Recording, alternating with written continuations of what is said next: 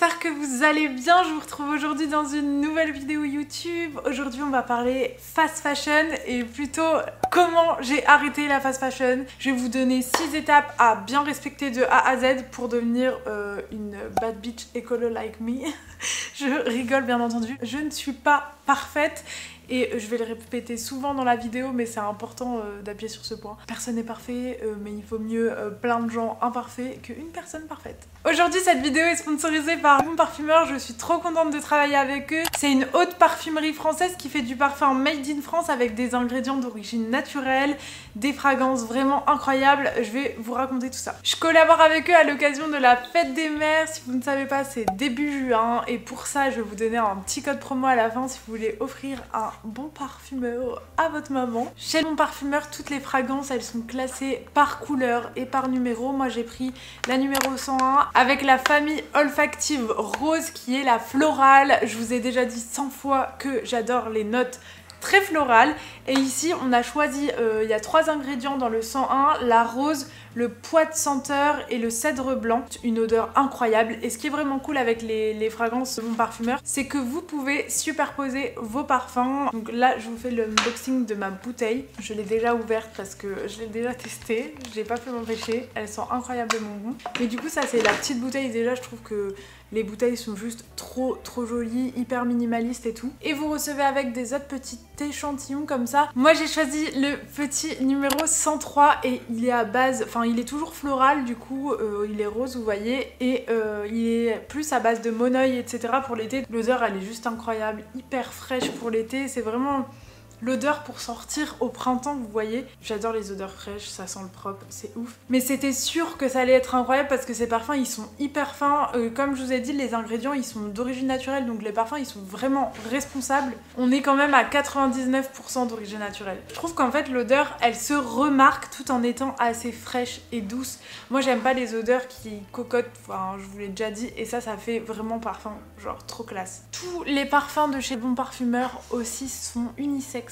Donc ça c'est trop chouette. Dans le petit 103 ici c'était, j'ai retrouvé l'odeur, attendez je vais vous dire, c'est à la fleur de tiare, jasmin et hibiscus. Donc voilà, ça fait vraiment vacances. Franchement le 103 je vous le conseille, le 101 aussi, c'est mes deux fans. Donc voilà, pour votre petite maman je trouve que c'est un très chouette cadeau. C'est vraiment une marque de parfumerie qu'on voit pas partout et qui est haut de gamme. Donc si ça vous intéresse, je vous laisse un petit code juste ici. Il vous offrira un parfum de 15 ml offert des 50 € d'achat. Vous pouvez très bien par exemple prendre le 101 si vous aimez les mêmes odeurs que moi. Et cette offre elle est disponible jusqu'au 18 juin donc profitez-en pour la fête des mères, c'est trop chouette. Maintenant on passe tout de suite à la vidéo, c'est parti. Du coup dans cette vidéo on va aborder 5 à 6 étapes pour passer de consommation de fast fashion à outrance à no fast fashion at all. Ça va être 6 étapes que moi j'ai réalisées et c'est vraiment le fonctionnement que j'ai fait pour ne plus consommer de fast fashion du tout. Je vais vous dire un truc, ça fait je pense 5 à 6 ans que j'ai pas consommé de fast fashion. Quand je dis consommer c'est vraiment de manière comme avant quand j'allais dans les magasins. Maintenant c'est plus du... Enfin, en fait, je vois plus du tout d'intérêt d'aller dans les centres commerciaux, par exemple, faire les magasins. Enfin, pour moi, faire les magasins, c'est devenu faire les friperies, mais il n'y a pas de faire les magasins. Je prends même plus de plaisir à aller acheter... Enfin, si, j'adore aller toujours chez Sephora, mais ça n'a rien à voir, c'est plutôt du make-up. Mais même le make-up, j'en achète beaucoup moins parce que je reçois beaucoup, donc ça me sert un peu à rien. Donc, en fait, des fois, ça m'arrive vraiment d'être genre, par exemple, à Paris ou dans une autre ville et de me dire, mais je vais faire quoi? Du coup, je me fais un programme friperie et souvent, c'est beaucoup plus cool parce qu'en fait les friperies c'est dans des quartiers un peu sympas branchés alors que les magasins genre fast fashion c'est souvent dans les rues piétonnes de la ville et c'est tout la même rue et genre la rue n'est pas du tout stylée, vous voyez ce que je veux dire. Les friperies ça apporte quand même une richesse même culturelle en plus que les magasins de fast fashion qui sont souvent dans le même genre de quartier et très standardisés, vous voyez. Voilà un peu mon quotidien actuellement. Cependant j'ai été dans les premières années où j'ai arrêté la fast fashion très extrême, c'est-à-dire que je ne consommais pas un seul écart en neuf. Alors qu'aujourd'hui, il peut m'arriver de faire des écarts, alors pas directement en fast fashion, mais cela dit, cet hiver par exemple, je me suis acheté un t-shirt chez Uniqlo, donc ça m'est arrivé une fois. Pareil, une autre fois, j'avais besoin d'un sac parce que j'étais chargée en trottinette et tout, j'ai acheté un sac chez Uniqlo. Uniqlo, à savoir que c'est fait quand même par les Ouïghours, mais on va en revenir après. Mais je veux dire, une fois par an par exemple, si j'en ai besoin ou que je suis dans une impasse parce que par exemple là j'avais pas de sac et il y avait, je sortais de la salle, il y avait que Uniqlo en face de chez moi, enfin de la salle pardon, je me l'autorise et je vais pas culpabiliser de ouf parce que en fait j'appelle pas ça consommer en fast fashion, c'est juste très occasionnel et du coup ça ne fait pas de moi une consommatrice vous voyez récurrente, je sais pas comment dire, mais pour moi c'est pas pareil.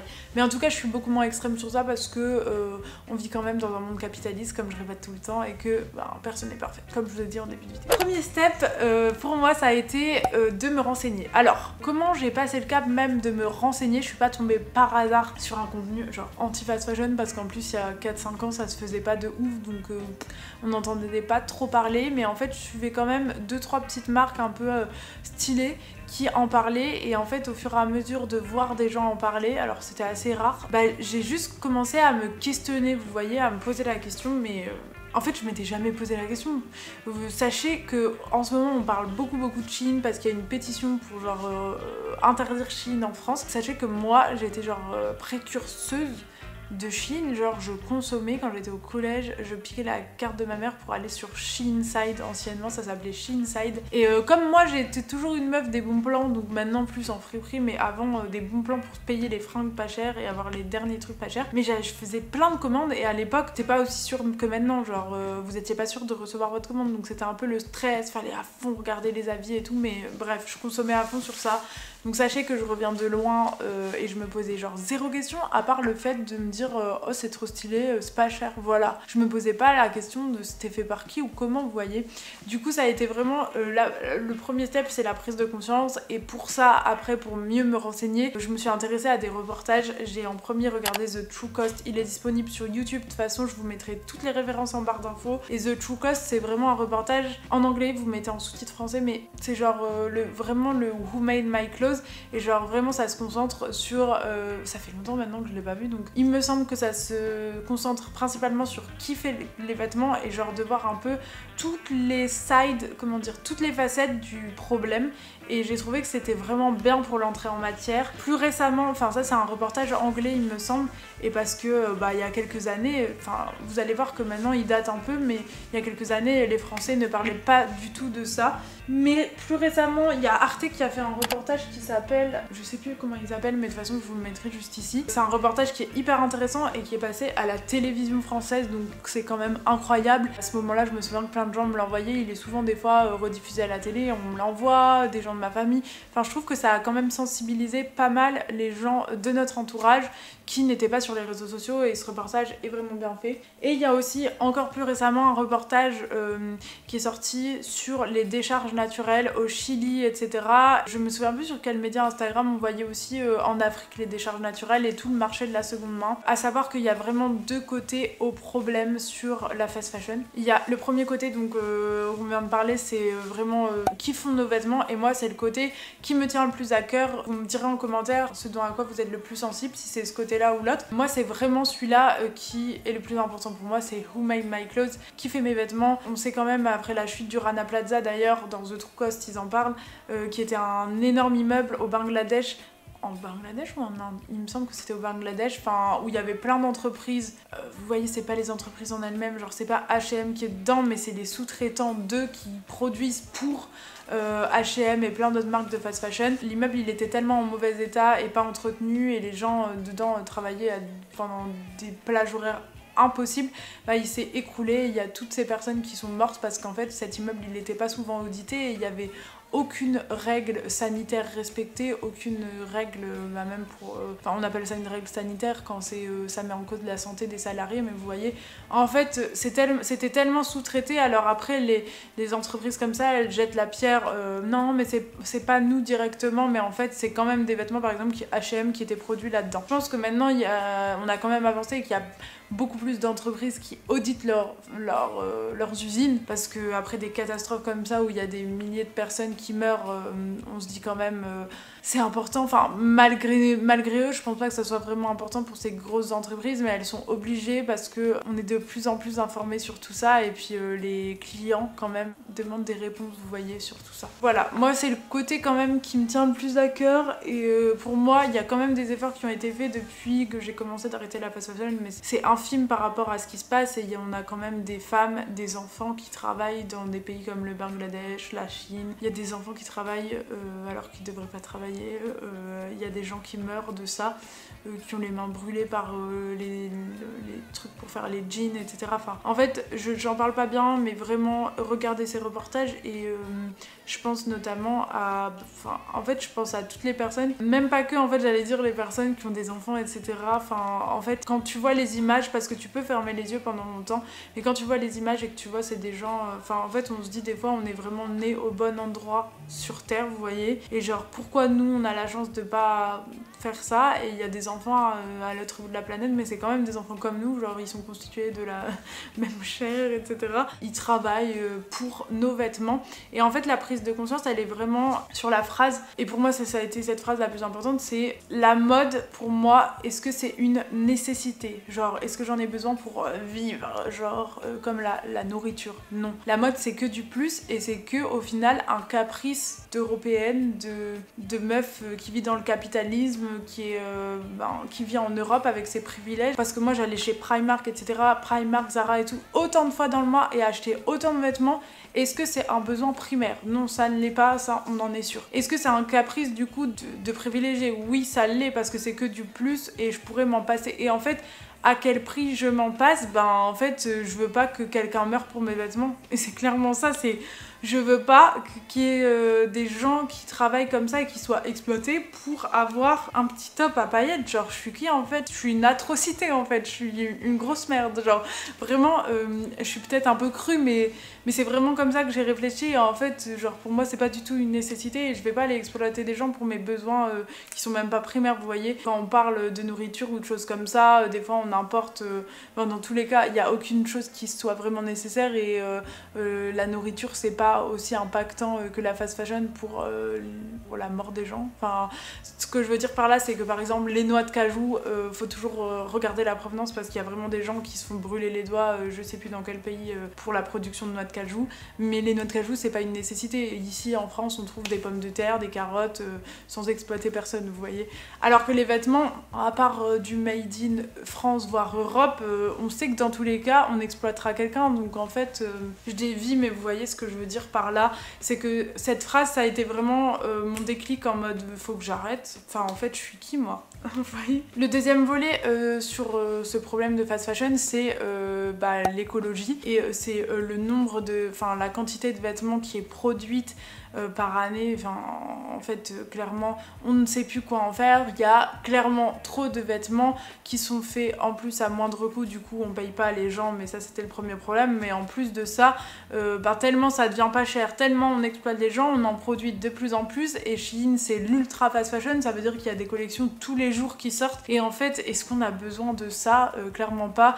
Moi, j'ai même à 5 ans après la fast fashion, je consomme toujours autant, et ça, c'est toujours un problème qui m'appartient, c'est que je consomme trop de vêtements, j'en ai pas besoin. Après c'est un autre côté de moi fait que j'aime la mode, et que je me dis enfin c'est une passion la mode clairement, et que je me dis tant que maintenant j'exploite personne, après le fait de consommer beaucoup de vêtements, c'est souvent des vêtements qui existent déjà, donc voilà, il y a un impact quand même moindre, mais des fois faut chercher quand même le sens sur le geste. C'est que avoir autant de vêtements, en plus si on rejoint le premier point qui exploite des gens, mais en plus autant de vêtements qu'on au final ne met pas, enfin avoir un vêtement dans son placard qui a été fait en exploitant quelqu'un, et en plus tu le mets pas, genre en plus il s'est cassé le cul, la personne est sans être payée pour que ton t-shirt à paillettes tu ne le mettes pas, ça c'est le pire. Du coup tu vas le jeter parce que c'est en plus c'est de la qualité de merde, donc la personne c'est le cul, tu le mets pas, c'est de la qualité de merde, du coup tu le mets où tu mets à donner et tout, mais en fait il y a des centaines de personnes qui font comme toi parce qu'ils consomment comme toi, et du coup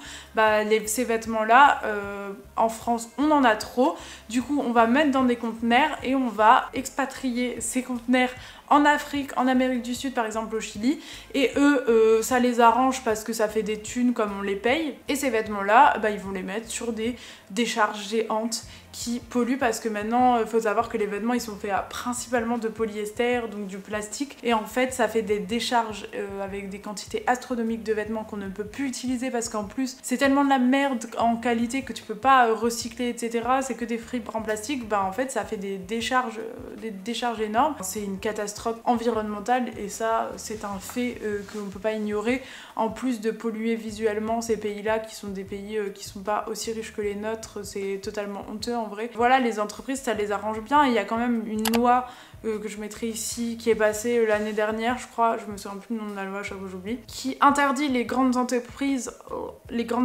en France à jeter leurs vêtements. Ça veut dire qu'ils sont obligés soit de le revendre par exemple aux entreprises comme l'atelier Foot Coudre avec qui je travaille, et du coup eux qui vont essayer de le réemployer, de le revendre, mais en fait ça reste toujours trop. Mais bon, au moins ils ont plus le droit de jeter, donc peut-être qu'ils calculent un peu mieux leur quantité, j'espère. De toute façon il y a toujours beaucoup trop de vêtements. Et au-delà des décharges qui sont à l'air libre, ça n'en parlons pas, il y a tous les produits chimiques qui sont utilisés pour créer ces vêtements en polyester, qui sont hyper néfastes pour la planète. Mais bon, je pense qu'il y a encore énormément d'autres volets dont je ne parle pas, parce que j'ai pas toutes les cartes en main, et parce que voilà, moi je suis déjà renseignée, et genre j'ai pas besoin de prêcher une convaincue, vous voyez. C'est un peu les deux volets très importants à savoir. Et du coup je vous invite à regarder ces reportages pour bien vous sensibiliser, mais je pense après tout ce que j'ai dit vous êtes déjà là bien secoués, même si vous le savez sûrement déjà, voilà. Maintenant les gars, on passe au plan d'action, c'est-à-dire arrêter la fast fashion. Une fois que vous êtes sensibilisés, normalement il n'y a plus de retour en arrière. Mais vous vous dites sûrement là, mais du coup ouais je veux bien, je ne veux pas exploiter les gens et tout, mais comment je fais pour m'habiller? Surtout si vous aimez la mode. Du coup, là on va passer en mode extrême. Et qu'est-ce que j'appelle par extrême? C'est un mois sans fast fashion. C'est ce que j'ai fait, j'avais appelé ça au tout début de mon compte Instagram le Slow Months Challenge. Et j'avais appelé ça pour me motiver, en fait j'avais fait un challenge avec... et il y avait d'autres filles sur mon compte qui me suivaient à l'époque, j'avais pas beaucoup d'abonnés, mais il y avait plein de meufs qui l'avaient fait en même temps que moi. Et en fait ce Slow Months Challenge c'était vraiment...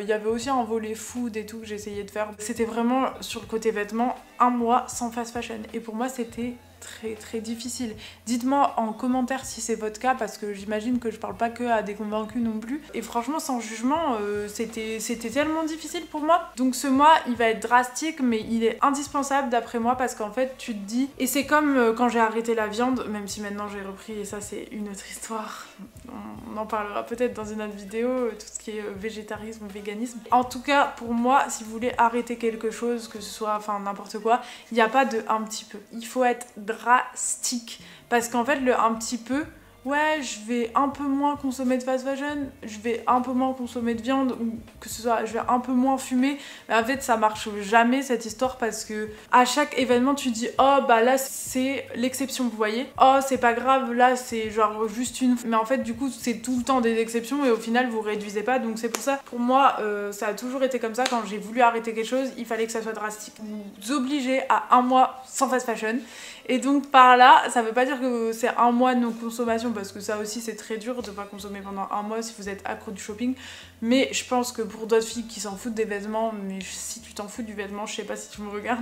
Je sais qu'il y a certaines personnes, genre c'est pas du tout difficile, mais là on parle vraiment à des accros du shopping. Ne pas consommer pendant un mois, genre de la fast fashion, je dis pas qu'il faut pas consommer du tout, parce que là c'est vraiment votre mois de test où vous allez essayer de trouver des alternatives.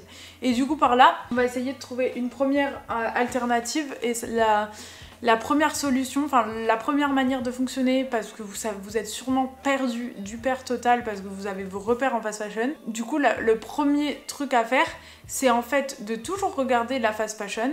Au début on vous demande pas de plus du tout y aller, parce que c'est compliqué etc, mais en fait tu vas y aller sans acheter, tu vas juste t'inspirer. Et ça c'est très important, l'inspiration. Donc moi je fonctionne beaucoup maintenant avec Pinterest, je regarde plus du tout les magasins de fast fashion personnellement, mais au début ça peut être votre repère. Et du coup vous allez vous inspirer, ah je veux un jean comme ça, je veux un veston d'homme, je trouve ça grave stylé pour l'été, je veux ça comme ça. En fait vous vous inspirez avec le plus de détails possible, donc n'hésitez pas peut-être à prendre des photos des vêtements qui vous inspirent, etc. pour ensuite aller rechercher sur Vinted du coup ou d'autres applications de seconde main des équivalents. Et du coup vous allez voir que déjà vous faites des économies et en plus vous achetez plus sur un coup de tête. Du coup il y a beaucoup de choses qu'en fait ça va vous passer, vous en aurez pas plus envie. Donc là on va vraiment travailler sur voilà, plan d'attaque. Ça va déjà écrémer vos choix parce que vous aurez plus de temps de réflexion, et quand vous avez vraiment envie d'un truc, ben vous le mériterez parce que vous allez aller le chercher soit sur Vinted, soit d'autres applications de seconde main. Pour moi, pour les débuts, c'est le plus simple de fonctionner comme ça. Et du coup sur Vinted par exemple, il va falloir expliquer l'article de manière très précise. Si ça vous intéresse, je pourrais faire une vidéo spéciale Vinted, comment chercher sur Vinted, et franchement là je donnerai tous mes tips, mais là on va pas se concentrer sur ça. Mais en tout cas au début Vinted ça paraît oh moi j'y arrive pas et tout, j'arrive pas à chercher sur Vinted, mais vraiment faut essayer, vous donner une semaine où vous essayez tous les soirs de regarder un peu par rapport à ce que vous avez vu en magasin, etc. et je vous assure que ça va venir tout seul. Dans un deuxième temps, plus les semaines passent, plus va falloir arrêter dans les magasins, parce qu'en fait ça va quand même vous donner envie pour rien. Va falloir aller en friperie, et alors ça faut choisir des friperies qui sont dans votre style les gars. Faut pas aller dans la première friperie parce que c'est écrit friperie. Ça c'est très important parce qu'il y en a des fois ils y vont et ils sont dégoûtés en mode c'est pas, genre je trouve pas du tout mon style. Par exemple rien qu'à Lille on a plein de styles différents. On a slow mode pour un style un peu plus je dirais 28 ans à 35 ans, genre jeune active mais aussi maman, donc un style un peu plus classique quand même. Donc ça plaît pas à tout le monde, mais ça plaît vraiment à une catégorie de femmes qui aiment bien aussi tout ce qui est vêtements classe pour aller au travail, etc. On a Maïté, Maïrama, ma pote, qui est plus sur vêtements Y2K, j'allais dire Y2K mais vous détestez quand je dis ça. Y2K, années 2000, années 90, ça peut être des trucs à paillettes, etc. mais vous voyez, hyper original.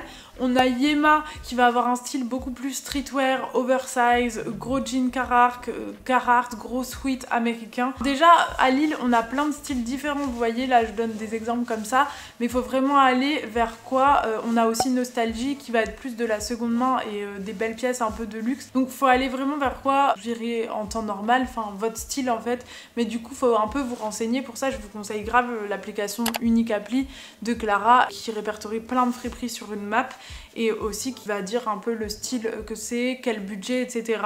N'hésitez pas aussi à tester, là c'est le printemps, les braderies parce que là vous pouvez aussi faire en fonction de la tête des gens, hein. Là c'est clairement vous reluquez la tête des gens.